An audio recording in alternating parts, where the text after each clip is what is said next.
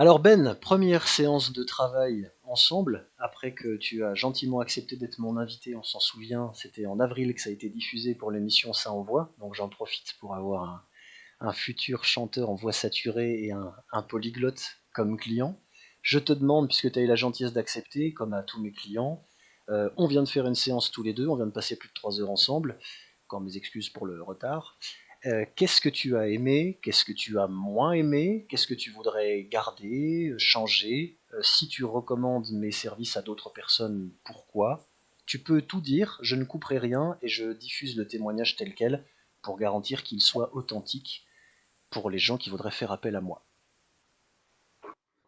Alors, pour cette première séance, qui était en réalité une deuxième à un certain point, la...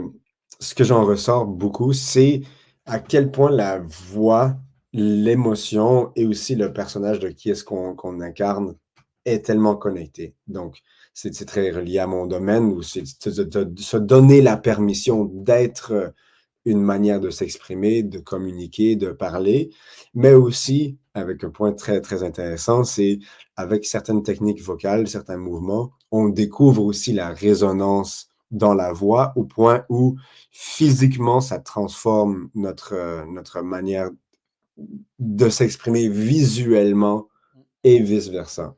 Donc, vraiment comprendre à quel point il y a une connexion à tous les niveaux, émotionnel, physique, visuel, auditoriel, et on peut aussi appliquer des techniques pour développer la voix de manière saine et sécuritaire, qui est pertinent pour la vie en général, pour mon domaine en particulier, mais aussi pour une question de se sentir à l'aise quand on communique avec des gens plus généralement.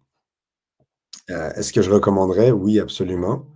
Pour des gens qui cherchent à chanter, cherchent à faire des voix off, qui cherchent à faire des doublages, qui cherchent à devenir acteurs ou qui le sont déjà, mais aussi pour des gens qui chercheraient à mieux s'exprimer plus généralement dans un contexte qui est intéressant, non seulement pour eux, mais eux-mêmes.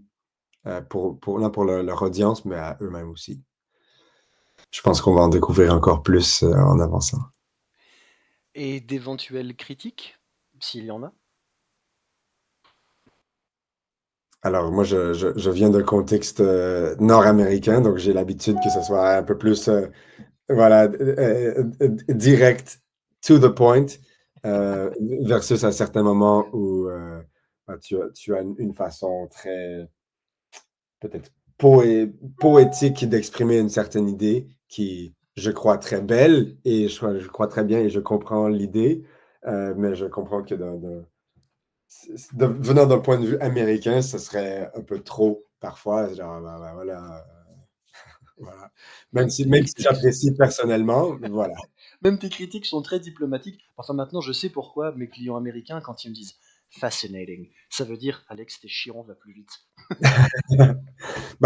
Ah oui, très intéressant. J'en fais quoi?